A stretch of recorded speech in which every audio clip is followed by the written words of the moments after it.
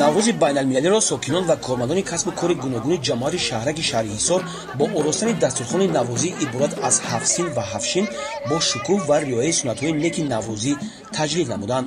дар чорабинии наврӯзӣ роҳбарияти мақомоти иҷроии ҳокимияти давлатии шаҳри ҳисор, кумитаи иҷроии ҳизби халқии демократии тоҷикистон дар шаҳри ҳисор, собиқадорони меҳнат ва соҳибкорони ватандӯст ширкат намуда сокинонро бо наврӯзи байналмилалӣ табрик намуданд.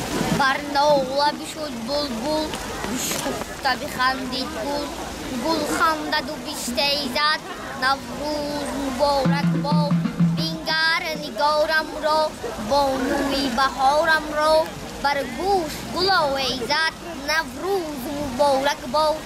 бо пайравӣ аз сиёсати инсонпарваронаи асосгузори сулҳу ваҳдати миллӣ пешвои миллат, президенти ҷумҳурии Тоҷикистон Эмомалӣ Раҳмон хатнасури 24 нафар кӯдакон аз оилаҳои ниёзманд гузаронида шуда, ба онҳо тӯҳфаҳои хотиравӣ тақдим карда шуд. илова бар ин ба 16 нафар ятимон тӯҳфаҳои идона тақдим гардид ва ба онҳо хӯроки нисфирӯзӣ пешкаш карда шуд. дар суханронии худ роҳбарияти мақомоти иҷроии ҳокимияти давлатии шаҳри ҳисор қайд намуд, ки ятимону бепарасторон зери таваҷҷӯҳи доимии сарвари давлат қарор дорад. қайд карда шуд, ки роҳбари давлат ба қишри ниёзманди ҷомеа ва ятимону барҷомодагон дар арафаи ҳама гуна ҷашнҳои маросимҳо кӯмак менамояд.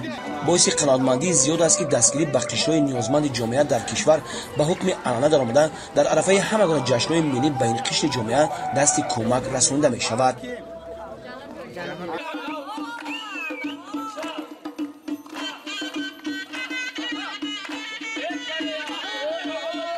тавре иттилоъ додан аз ҷониби мақомоти иҷроии ҳокимияти давлатии шаҳри ҳисор, чунин иқдоми нек дар рӯзҳои таҷлили наврӯзи байналмилалӣ дар дигар ҷамоатҳои деҳот идома меёбанд. сипас ба хотири болидарӯҳии иштирокчиён чорабинии фарҳангӣ манзури ҳозирин гардонида шуд.